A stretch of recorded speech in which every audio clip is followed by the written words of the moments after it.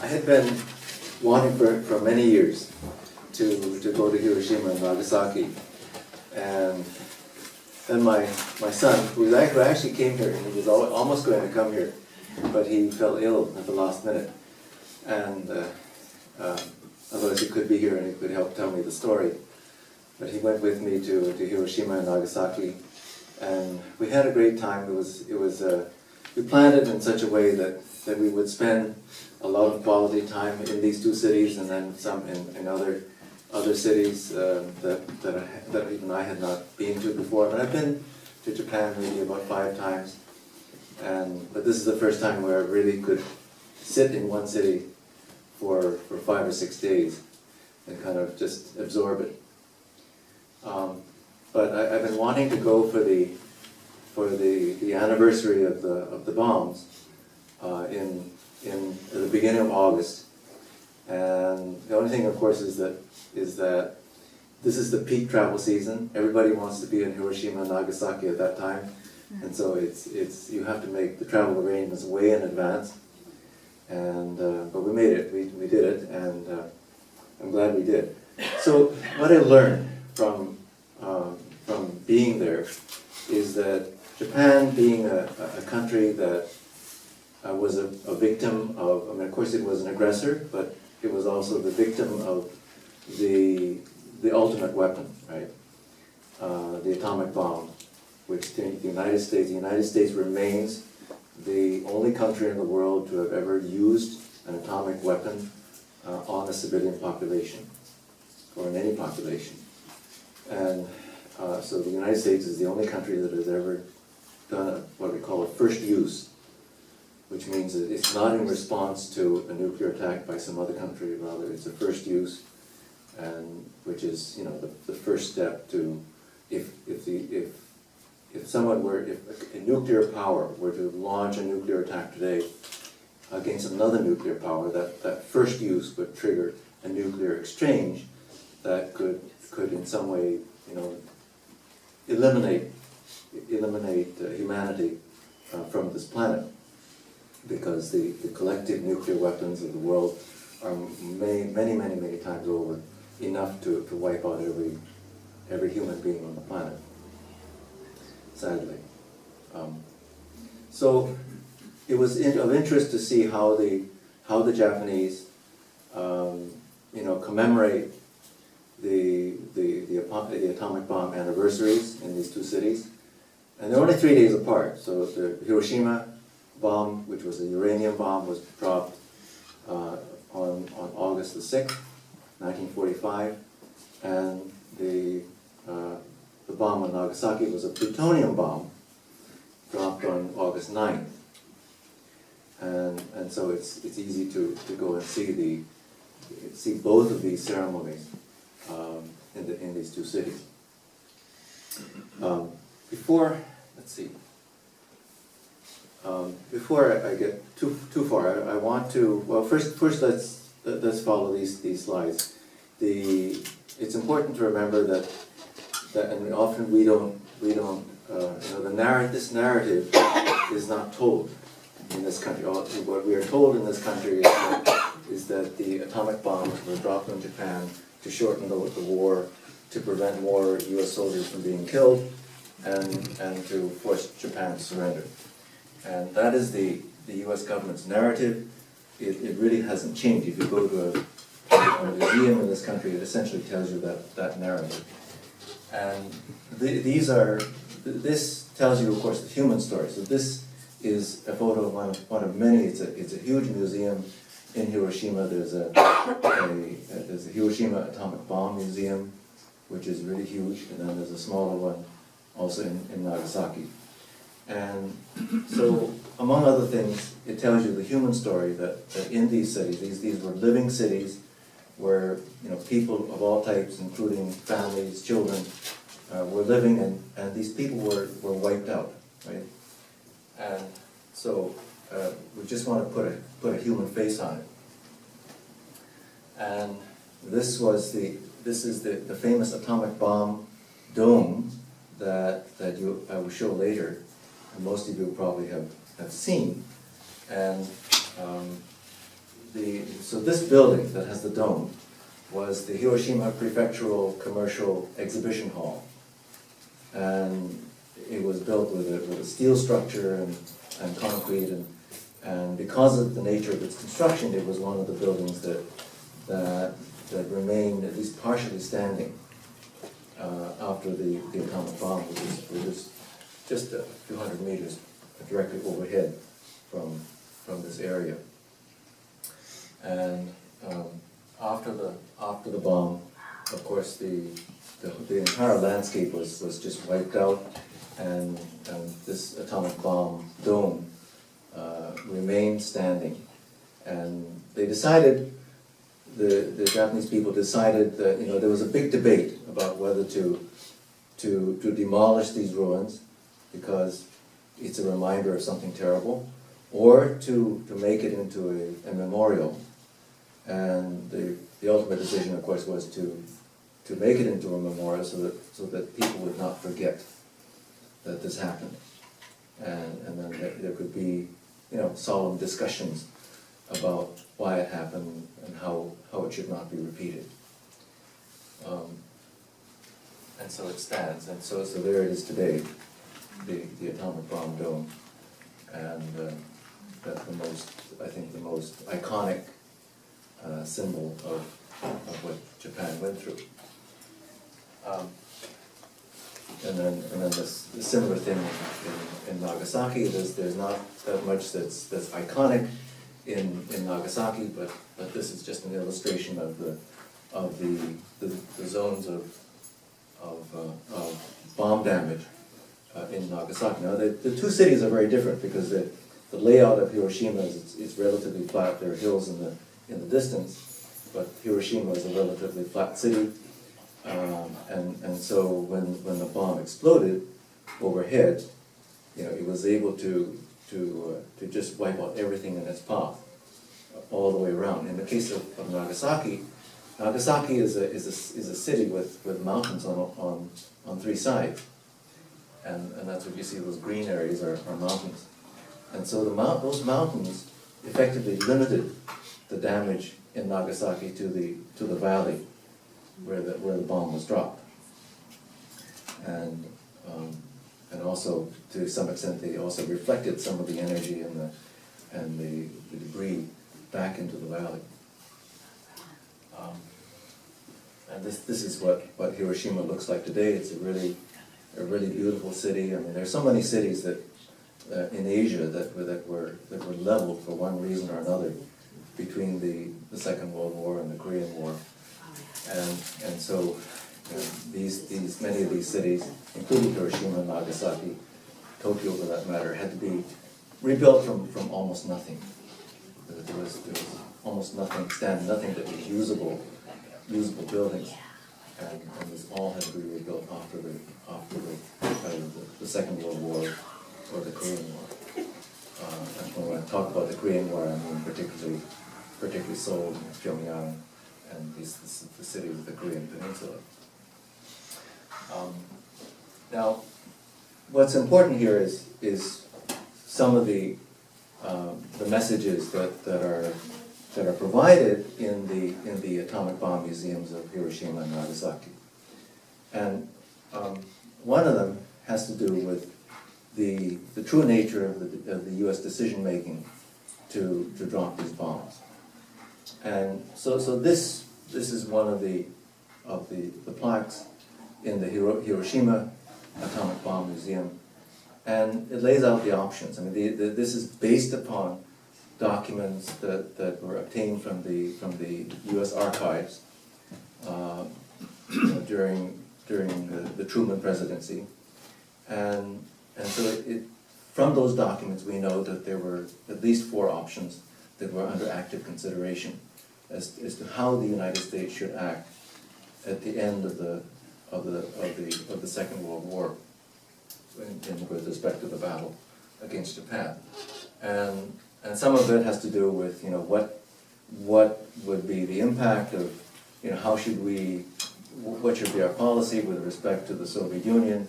Should we ask the Soviets to come in and help us fight Japan and end it that way, or should we keep them out, for example. Others were, what kind of targets should we use? Should we use focus on military targets, or should we make a statement by choosing a civilian target, in other words, a city? And there's a lot more to it, and a lot of this is mentioned in the museum.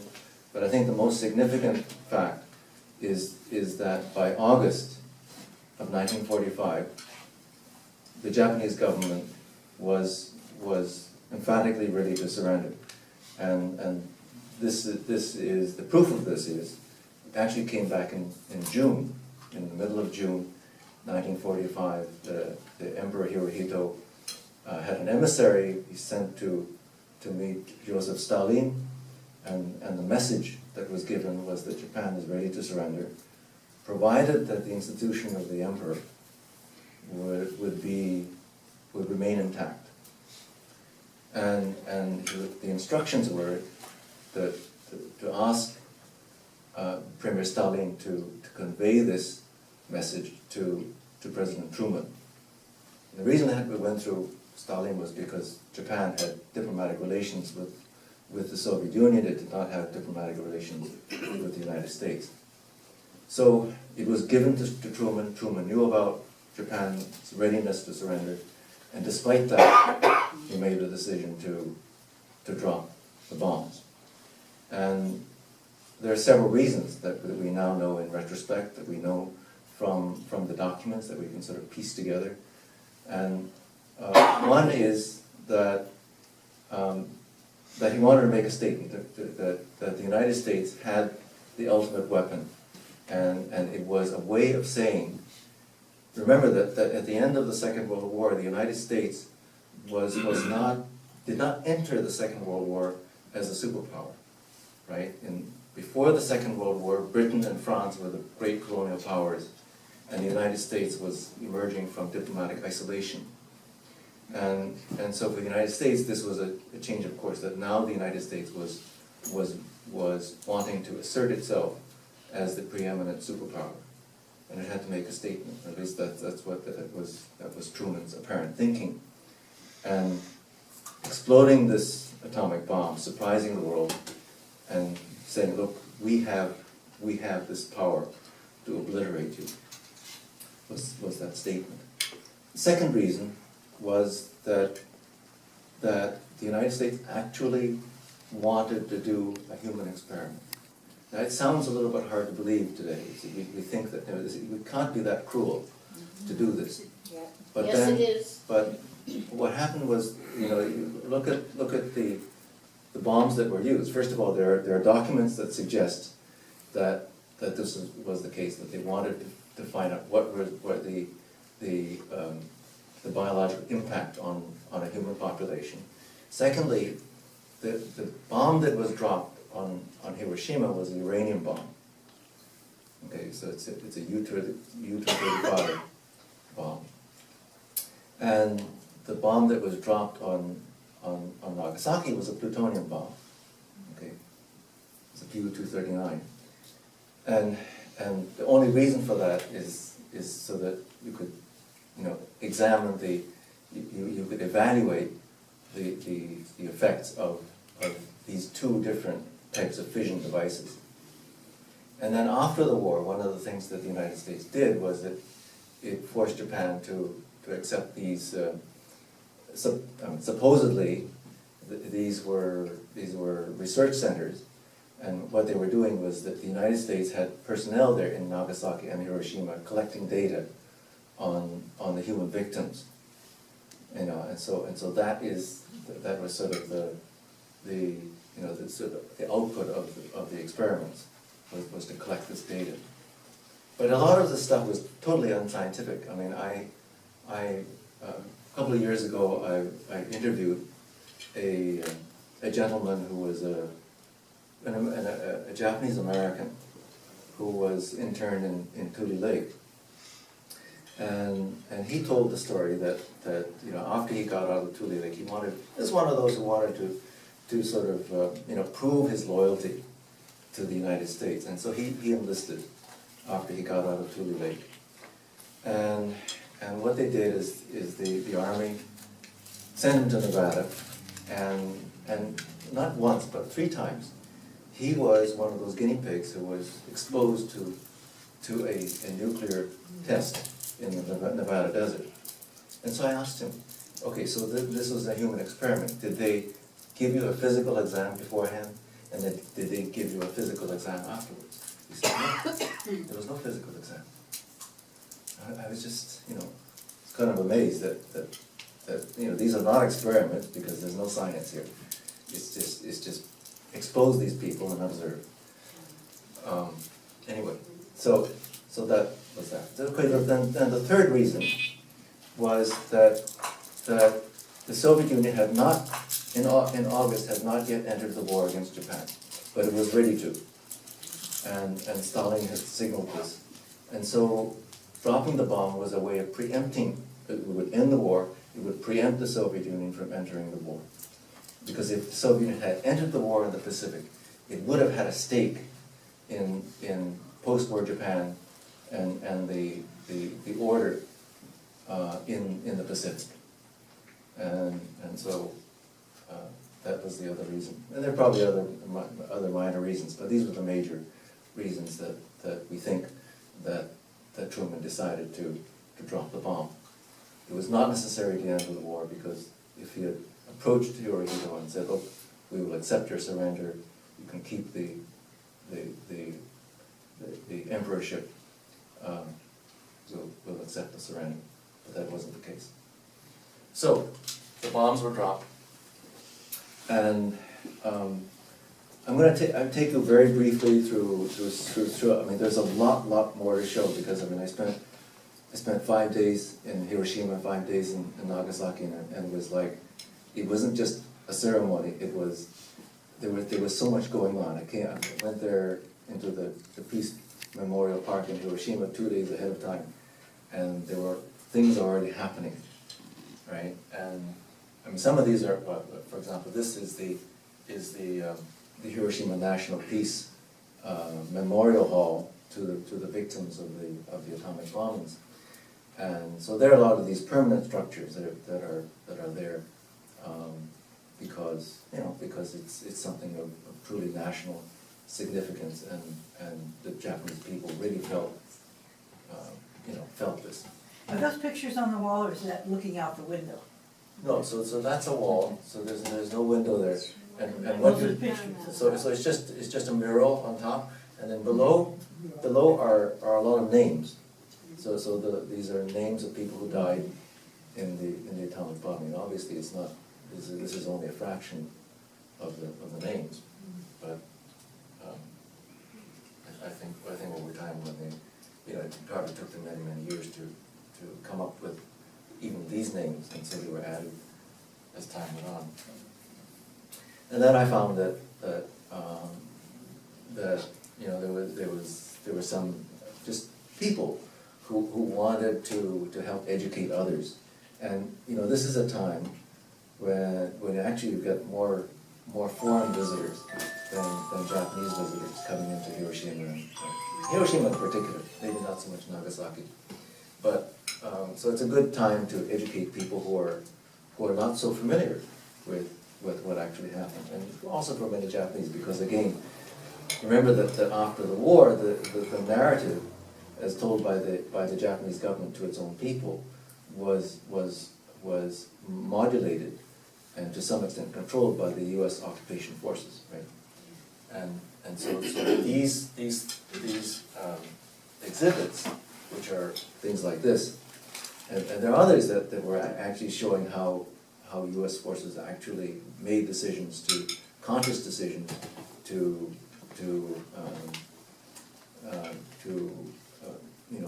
destroy a large civilian gatherings, and people were just massacred, and so this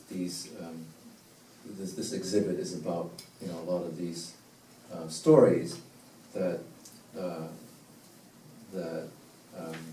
many people would not otherwise know about, and the suffering that people when the atomic bomb hit, for example, there are a lot of rivers that run through Hiroshima and also through Nagasaki, so that your natural instinct is to jump into the water, right? Because you're intensely hot. And you go in, and at the edges of the river, the energy of the explosion is so great that it has already heated up the water at the edges of the river. So people boiled to death by jumping into the water. So there are these kinds of stories that are narrated in these things. And then there are, you know, the permanent memorials.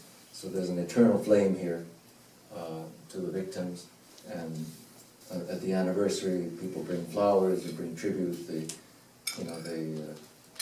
toss money into some of these bins as a blessing to the people who died. And then there are just the demonstrations that happen on August 5th and August 6th.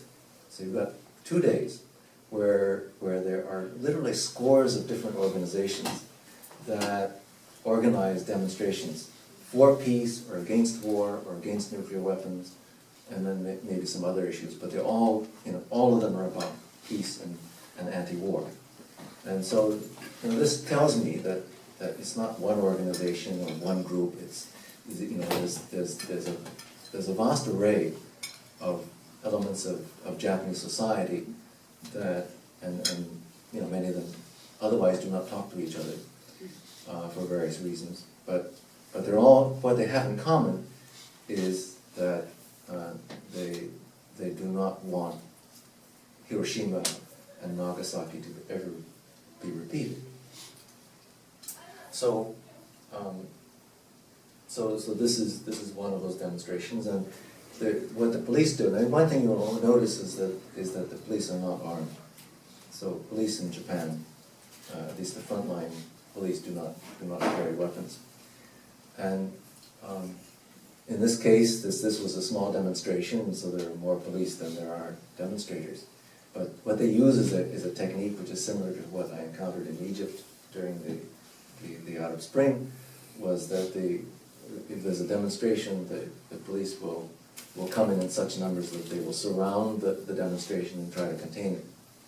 And also, by putting their bodies there, they sort of obscure the view from the outside of the fact that there is a demonstration there. And this is a much larger one. So this is the group that invited me to come to Hiroshima and Nagasaki, because they have a sister organization in Nagasaki. And so it's the name of the group. Of course, there are several groups, but the main one is basically, the name means the National Network Against War and Nuclear Weapons. And it's very interesting because you know, when we think of peace groups or anti-war groups in the United States, we usually think of the leadership are intellectuals and middle class people. In Japan, there's a large working class element. The trade unions actually play an important role in a lot of the peace movements over there. And so you get these workers. Now I'll show you a video that makes it very interesting. But anyway, so there were about 600 people in this rally, and then there are other demonstrations. The Buddhist,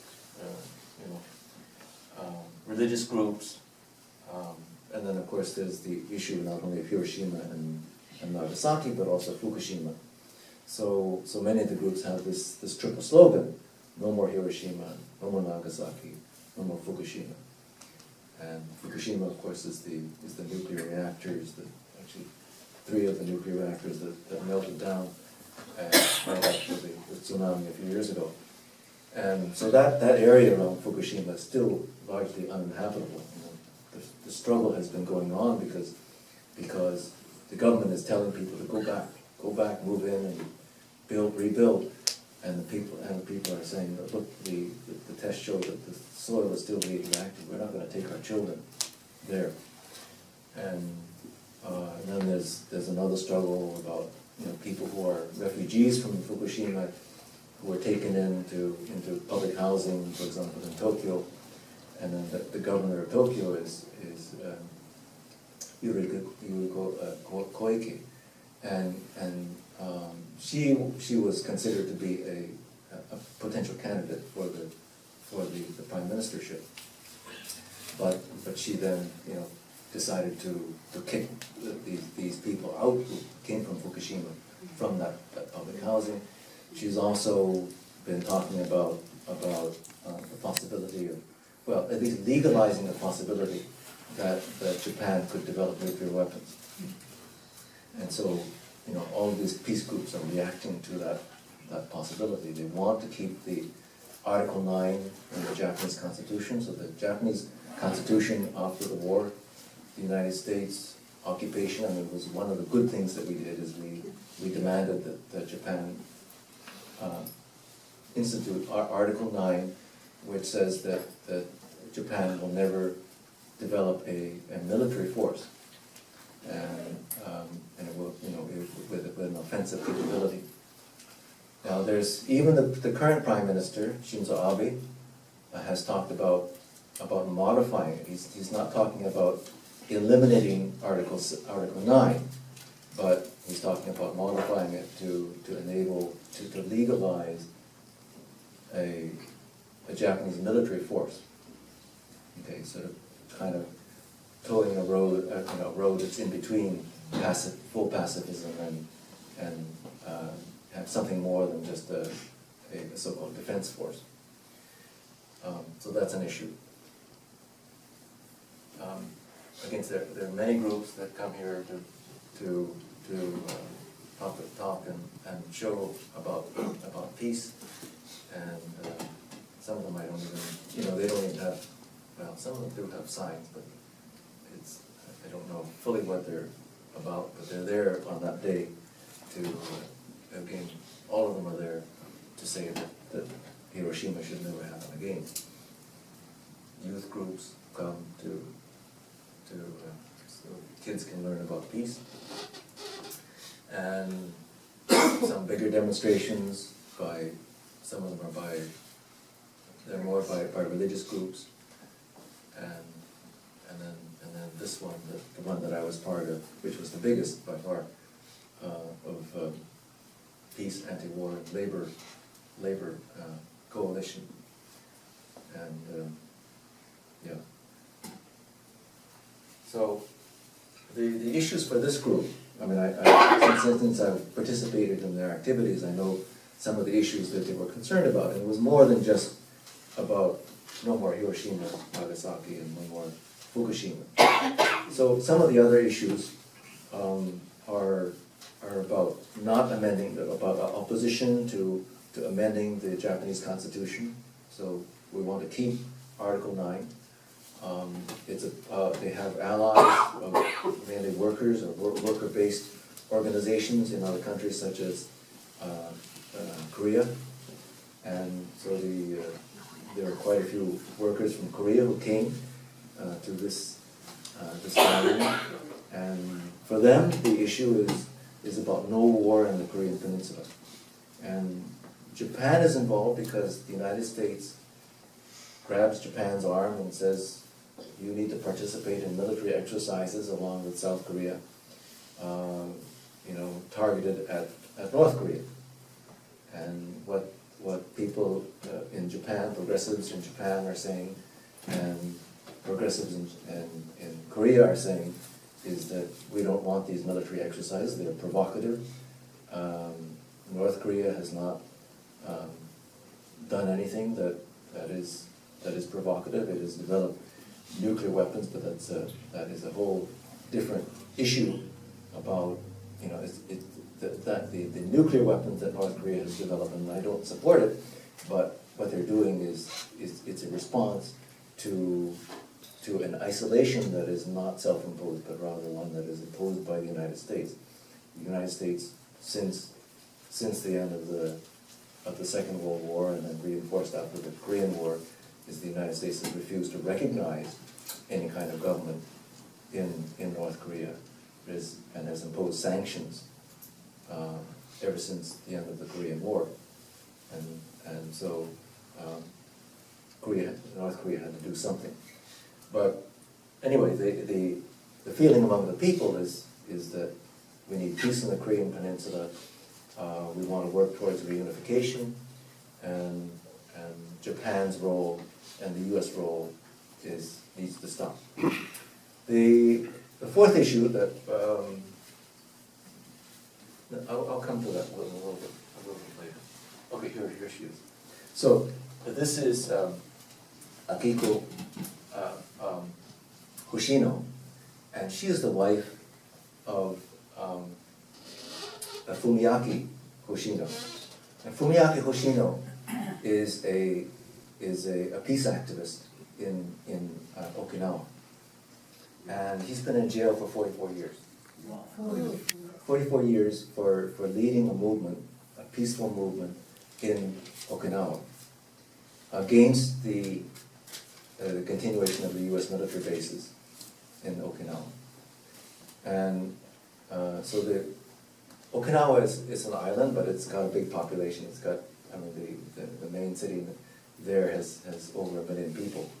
So it's a lot of people there crammed into very little space. The U.S. military base there takes up a lot of room. The United States has considered moving that military base to another island to sort of diffuse the situation, but the people there have continued to protest. They don't want that because they want those U.S. troops out. The United States has 54,000 troops in Japan right now, so more than in South Korea. So even though Japan is not a frontline state, and half of those, so 27,000 of those troops are based in Okinawa alone. And so Hoshino has been in jail for 44 years, essentially without any kind of credible charge. And it's a political, I mean, the Japanese people consider this to be that he is a political prisoner. He's there because of his politics, because of Japan, the Japanese government wants to, honor its so-called commitments to the United States to retain these bases. And I mean, to give you an example of what goes on in Okinawa, one of the most flagrant things that I find is that every time the United States sets up a base on foreign soil, it signs an agreement, so-called agreement. It's really on very unequal terms. But the agreement calls for, among other things, that U.S. troops on that base shall not be subject to the laws of that country. Okay, they are immune. They are immune from Japanese law. They are beyond the reach of Japanese courts. Okay, and this applies to even things that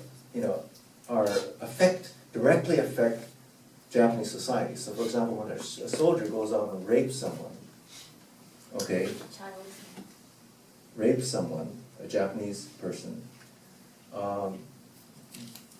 that soldier cannot be prosecuted in a Japanese court.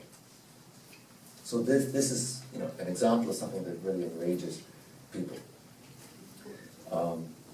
When soldiers run over somebody and kill somebody, they can't be prosecuted. That's right. Yeah, anything.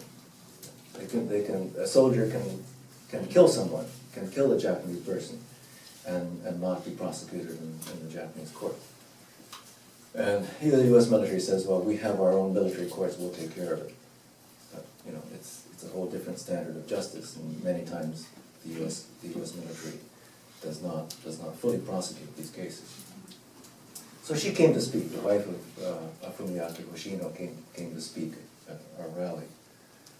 And then this is the rally, 600 people, and so this is where I gave my speech of apologizing on behalf of the American people to the Japanese people for the U.S.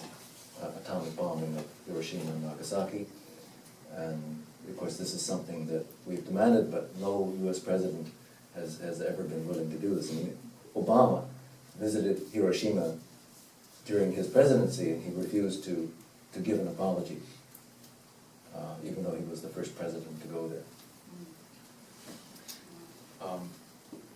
And then I did the dance a piece to the song that you just heard today.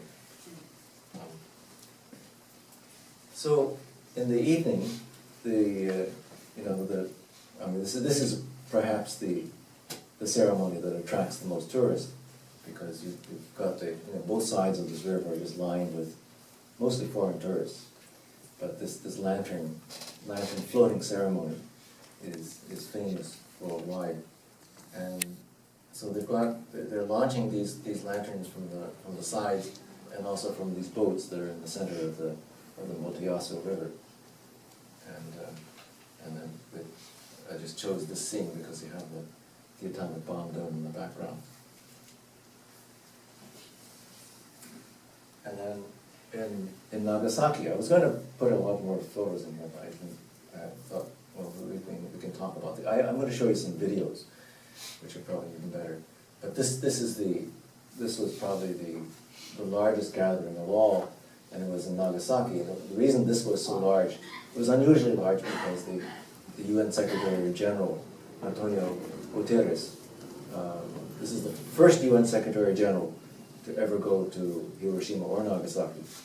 He went to Nagasaki and spoke. And he's a politician, so he's going to say a few good things, but it's like sort of a hollow promise. He said, well, on the top of my agenda is the abolition of all nuclear weapons, and you know that nothing's going to come out of that. And of course he refused to say that that he's saying that what happened to Nagasaki should never happen again, but he never once mentioned the United States.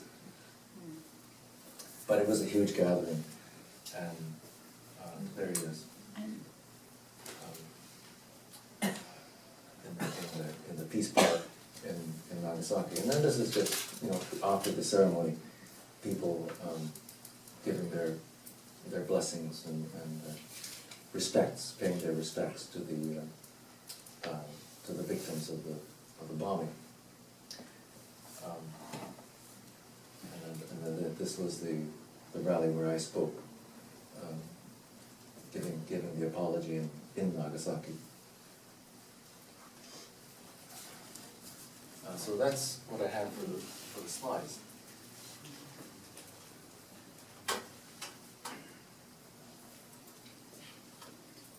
I'm going to show you some videos.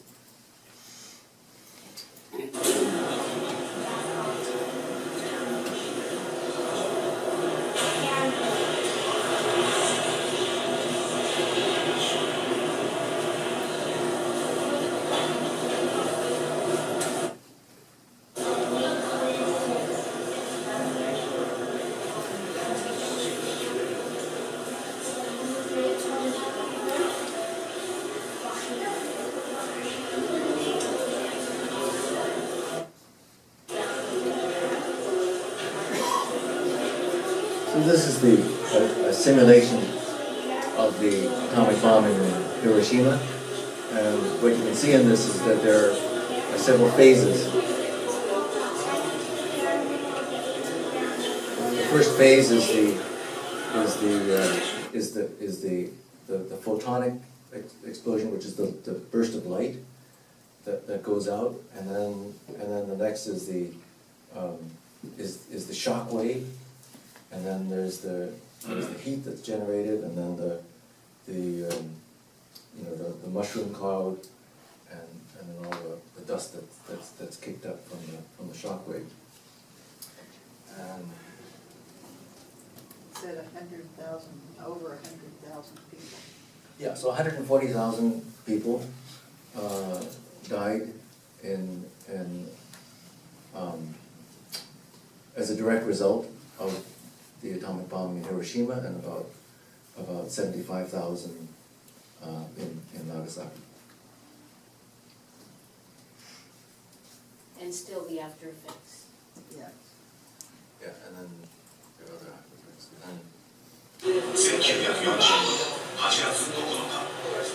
This was the Nagasaki simulation.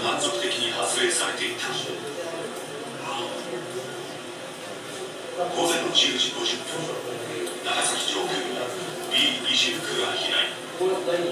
Agricultural terraces. 原子爆弾を搭載した They're not terrorists, they're just mountains. It's just a way of making 長 mountains. 崎市上空高度およそ9000メートルから You see the valley, プルトニウム型原 the 子爆 valley 弾 in the center there, and it's surrounded by these mountains. 午前11時2分、松山町上空およそ500メートルの位置で爆発した。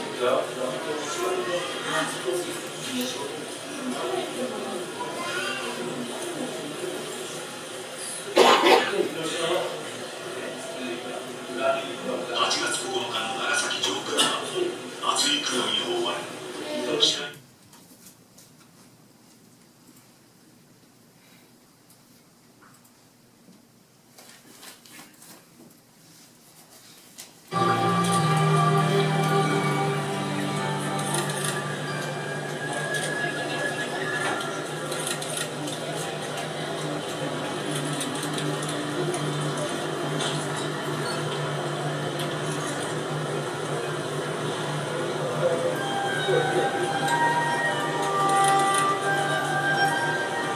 What are those made of? No, they- Paper. really? Yeah, so they're floating on a cross of wood, and then there are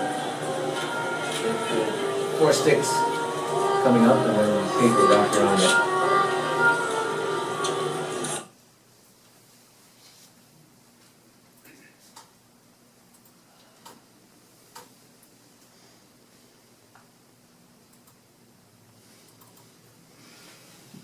This is the Nagasaki lantern floating ceremony.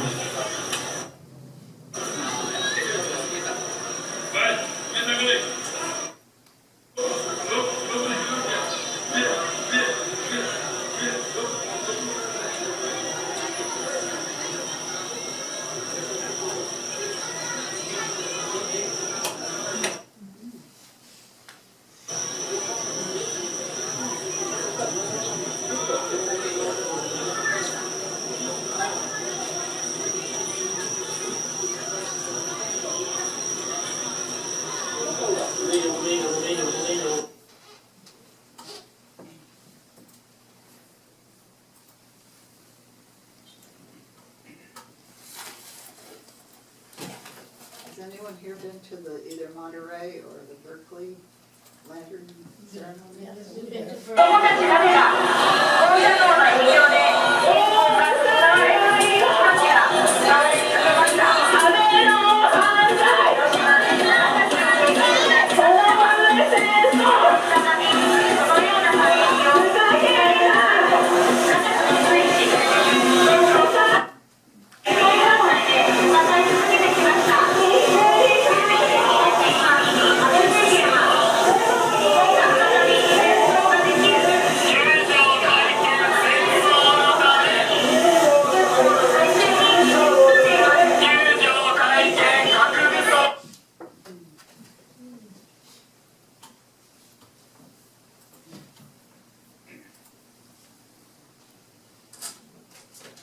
Okay.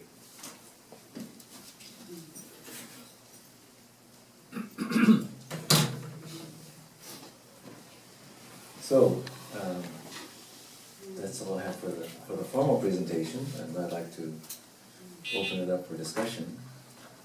Brothers, don't you know, sisters, don't you know, we have to stop the nuclear plan. Brothers, don't you know, sisters, don't you know, we need a nuclear ban. They're in cahoots for nuclear weapons. Someone's pushing nukes, I know. They're in cahoots for nuclear weapons. They want to lay our enemies low. We'll all die, fiddling around with atom bombs, you good old boys. We'll all die. world around. You and your damn war toys. You and your damn war toys.